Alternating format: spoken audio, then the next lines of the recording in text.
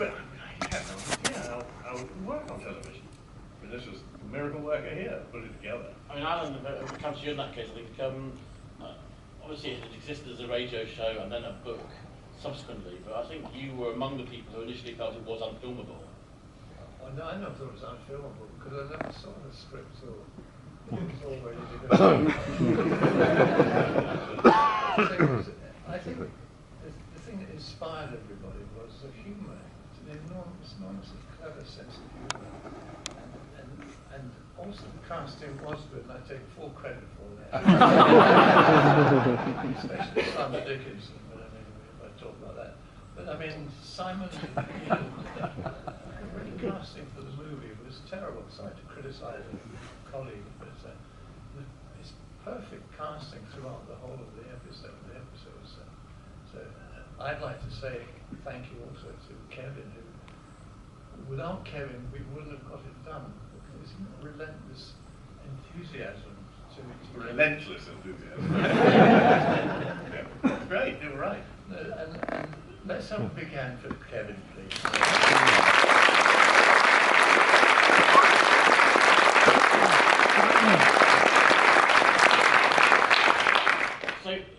So from your point of view, Alan, obviously there were some people like Simon who had already been on in the radio production, and then there were other people who had to be cast from scratch again.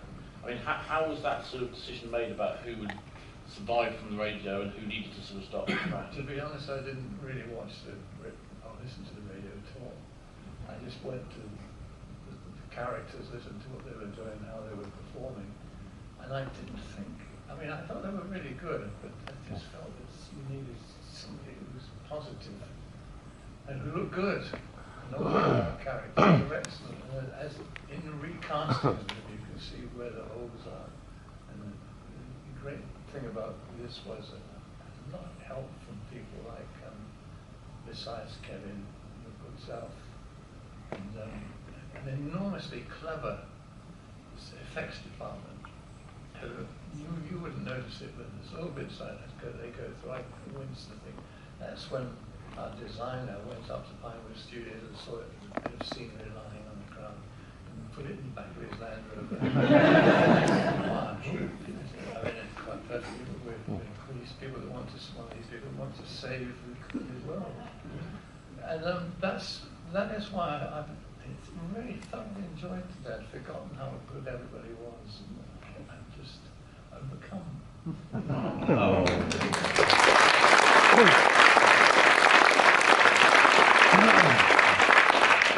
For film buffs, some of those corridors are in fact from Alien, are they? Yes, they were, you're right. In fact, and I think there are a few other bits and pieces from the goodies and blankety blankets I think, was it the revolving bit of the spaceship? There's the bit with the blankety blank where it has the sort of the bit with the blanks on it.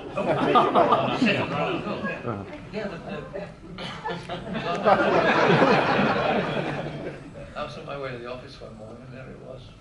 Leaning against a wall, and I was sitting at the place, can we borrow your revolver? And he said, yes, but I need it back by Friday night.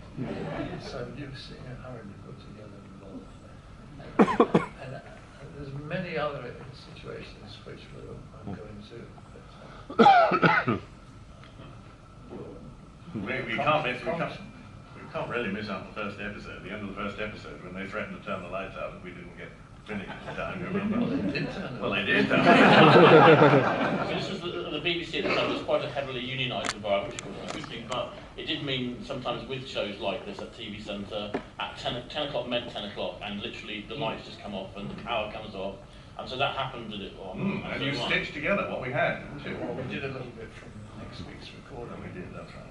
Episode 5, I think, was the greatest example of that, wasn't it? Where we arrived on the set of Milliways, and it was the biggest set I think had ever been created in Studio One. Studio One, yeah, and it was later the Strictly set, was it not? It was the set of Strictly Come Dance. No, it was a time for us. Later on, it became the other way around. Yeah. Good old BBC, always economical. Yes. With the truth as well sometimes. But, I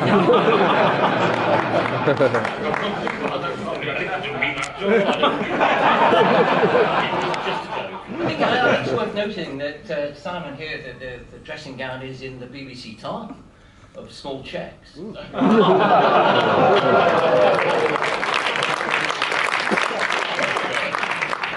move over to Micheal now. Obviously, unlike David, you were speaking as well as inside that incredible outfit. Yeah. And would that have to be kind of re-recorded later on, because presumably to try and talk and move and that thing is... I don't think we re-recorded No, anything. Everything was done on the hoof as you see it. And I was admiring the camera work. I thought, yeah, that shows me in a really good light. And I think there were lots of takes for it, I seem to recall, but it flowed beautifully. We did it as you see it. There were not more than 1 or 2 bits and setups for it, and we got it done in 2 or 3 takes per bit, I think. Yes, lucky most of the time. It's known as Alan Lucky J.W. Bell. Because you have a reputation, don't you, actually, of not needing to take lots of takes. You have your chance to go with the first or second of the push. Try to be as economic as possible, get the right things, give priority to the right parts of the production. The thing that amazes me is the sort of variety of scenes that we have. And they were all done over a very short period. Yes. We had a week's rehearsal at the now departed North Acton Hilton, the BBC rehearsal rooms, and we got it up to a good enough standard, and we put it onto the cameras, and it works. I mean, I saw bits of the scenes on the bridge being done, and God, that was horribly technical, and I was so glad it did not involve me. It looked like a nightmare, what with the revolve and with all the projections and everything. But a little bit, no, that was straightforward. I think, and also because it had been plotted so well Yeah. in Acton, because we were all stage actors. It was a rehearsal period, and we all threw ourselves into it. So by the time we got onto the floor, Yeah. we knew exactly what we were doing, and it shouldn't have needed more than that. And can you just, perhaps both of you, talk a little bit about some of the kind of constraints about being in a kind of costume, either there's a big costume you're in, or obviously you had a very restrictive, in terms of movement and so forth, your outfit? Well, I was lucky. Yeah. David had about that much. You could have done with more. It was all right. I didn't mind. It was okay. Okay. Well, And the crucial moment for me happened when my agent rang up and said, do you want to play Marvin? I said, whoa! And she said, and Stephen Moore's going to do the voice. And I thought for a millisecond, I thought, no. And then I thought of today. And I seem to remember you when we were filming down in St Austell, China Clay Pits. They had a sort of tilt board for you to stand in, didn't they? It was sort of good. Such a sort of business. trolley. Yes, Yeah, I a was business shipped getting in and out. That's right, and there was a memorable moment when the rain fell and they took my head off and I was left, and there is still a shot somewhere, a large photograph with numbers. Somebody else down the road. That's right. Because you were trapped. I'm trapped. I have to say that with the passage of time, some sort of mythology seems to have grown up that our special effects are a bit tacky, and it's the period charm of it. I was very impressed by it today. I thought it was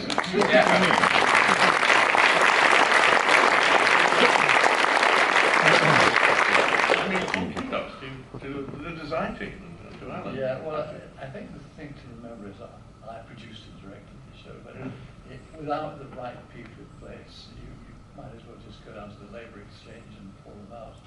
It's not like that.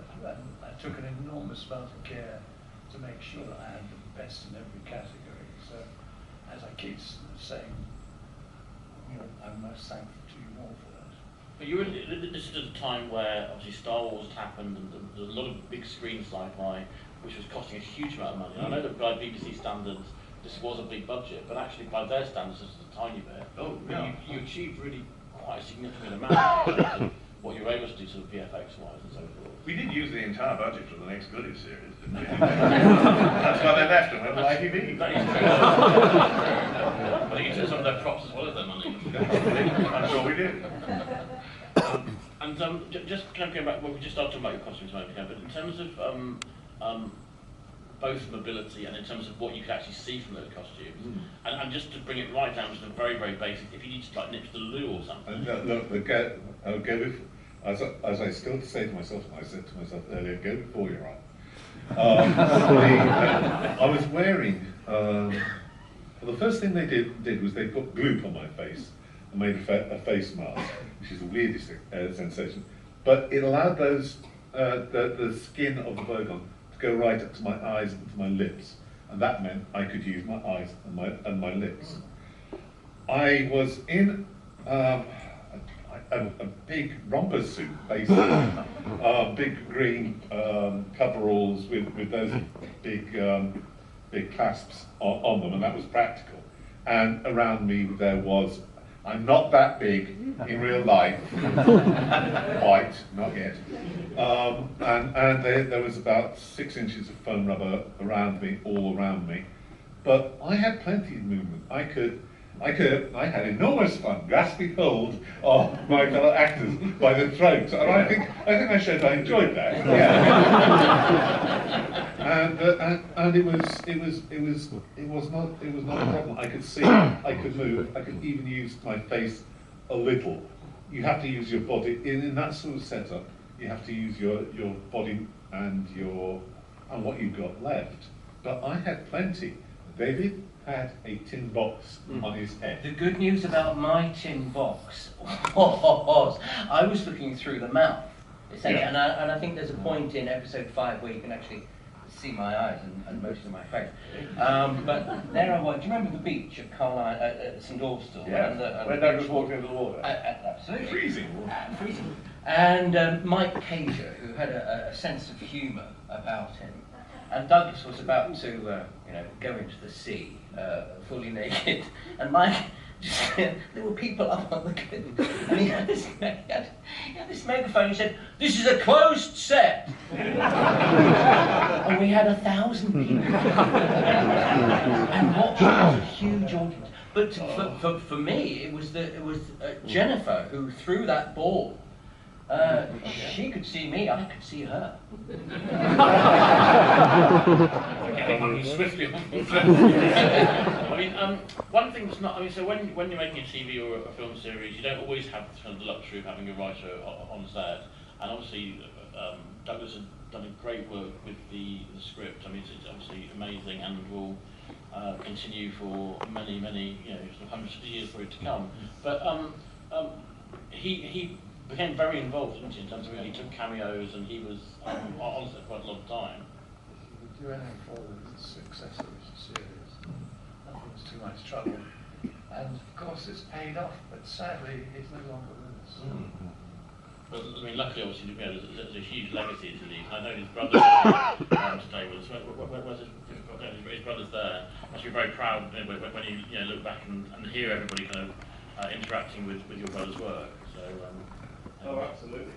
And this was me, and I'm here with his nephew, who's 11, and that was the age, you wouldn't believe it, but that was the age that I was when this whole face was going on. No, I wouldn't believe it. About the surprising things, the scripts for the TV series had to be written, and they were in enormous detail. I kept them and sold my copy. Did you? What did you get? It's better if you shortly must sign it. Just a tip. If you've got something you want to put on, you've got.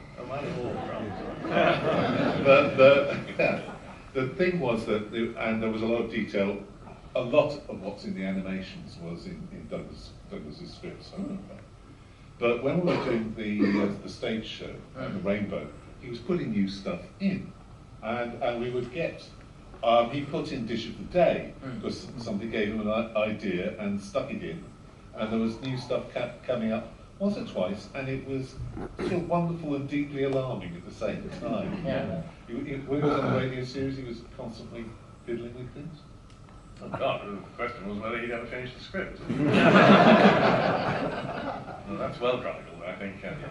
And one of the things that with a lot of sort of the half-hour kind of comedy shows from the BBC at this time is they used to have a laughter track, didn't they? Well, oh, that's good. And I was going to say, but here was where they tested the audience. Yes, was it one of the first, Alan? Well, it was for a practical reason. They wanted the laughter track, which would kill everything.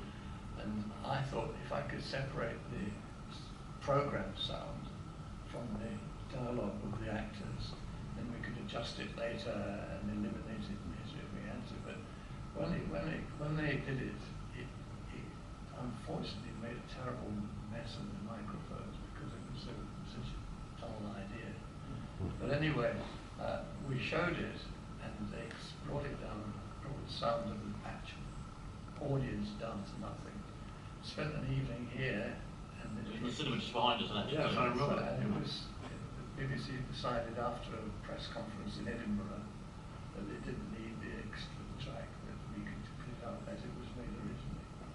So perseverance, thank you, I forgot about it. Really? I think I was going to mention this casting. Did you ever notice Martin Benson playing the film?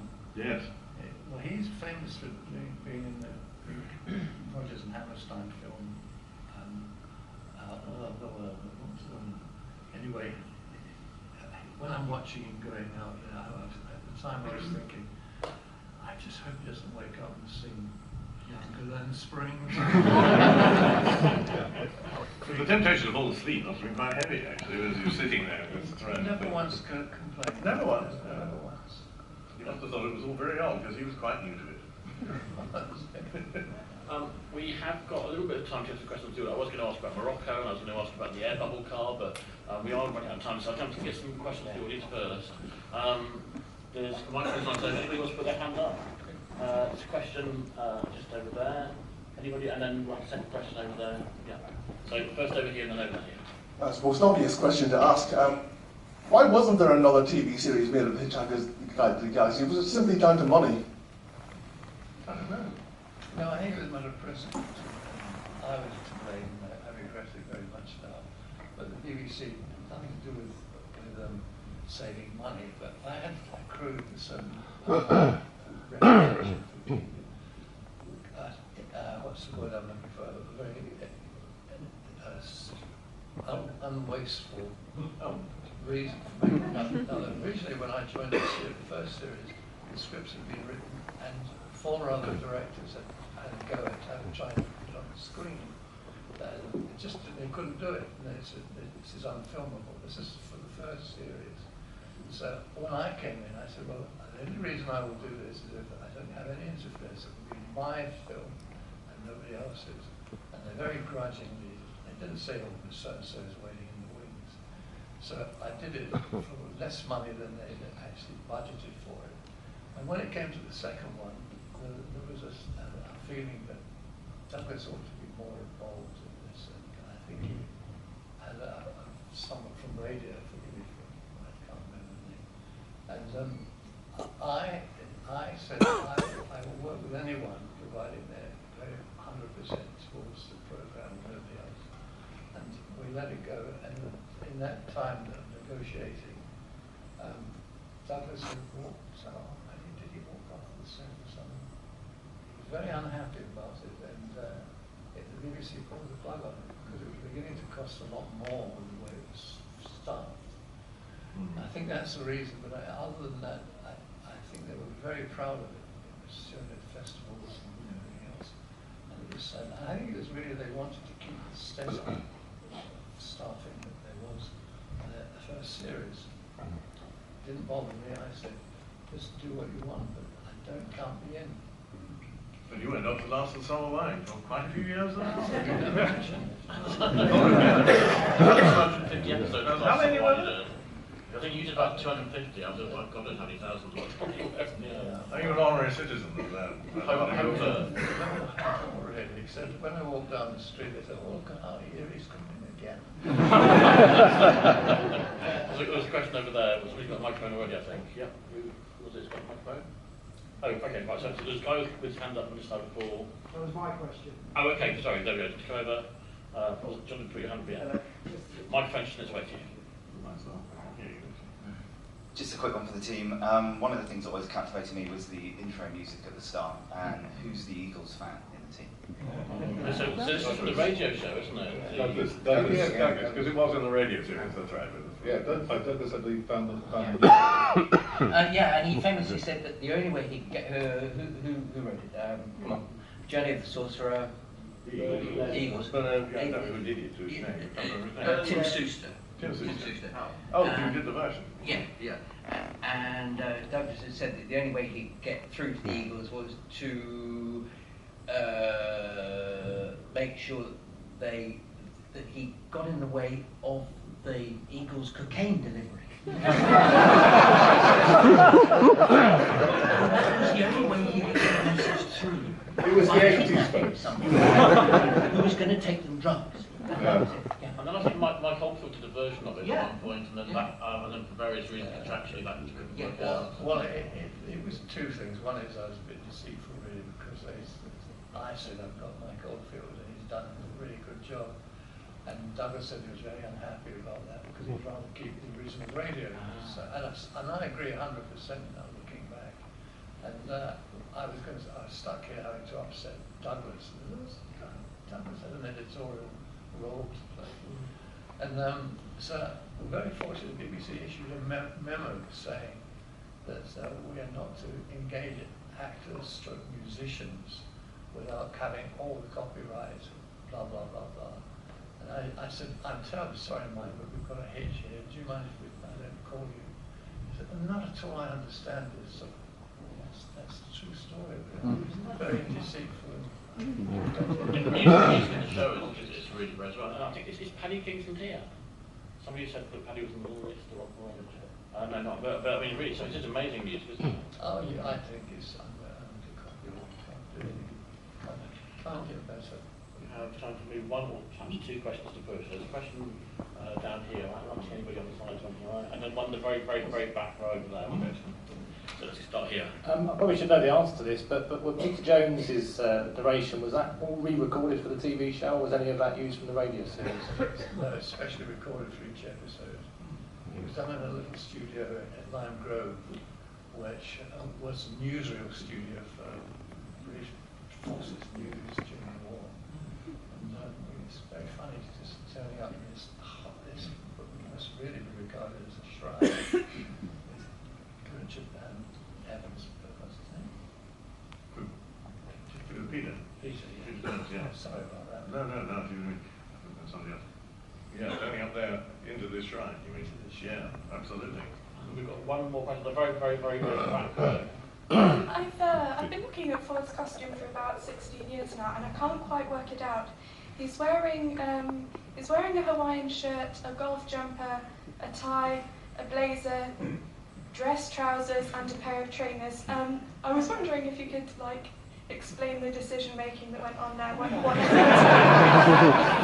There's also a duster in his top pocket. Actually, there's somebody here who can answer that, no? Joan? Well, I'm here at Yeah. Oh. Is Dean on here? I mean, presumably, obviously, it was important to distinguish the fact he was more alien. I think yes. It was what he thought would pass as normal. Yeah. Wasn't that the idea? We might have time for one more question, but we've just got one final last question. I was just going to say something. It's Andrew at the top here. Oh, Is that just my fondest memory is that when we were in the slightly part fast ring going around, the travelling thing, that was all shot in Fowey Tunnel, which is a delivery tunnel that goes down to the ports. And we were going to turn it off because we wanted it to be a black hole with the actual bubble is on the back of an open top lorry strapped on with a couple of straps to keep the cost down. And then as it was going along, we asked them to turn off the fluorescent lights, and they couldn't turn them off because they would never be able to get them turned back on again because they've been there for about 25 years. So I love the adaptation of every time a white light goes across the dome, is in fact the fluorescent light going past, and they put a sound effect on it, but it looks better than anything Star Wars. It really was correct because we dubbed on Paddy Kingston's music stroke sound engineer. He put us. It looked like we put them up. on the big screen, things made for TV can be very unforgiving, and it looks really amazing. On this side, I'm amazed, and it's been so fantastic to end this afternoon, remembering it all with you. Thanks to all the people I thanked earlier, but a big thanks to our panel here. Big thanks to Michael, to David, to Simon, and to Alan. And don't forget your Blu-rays from the box office as well.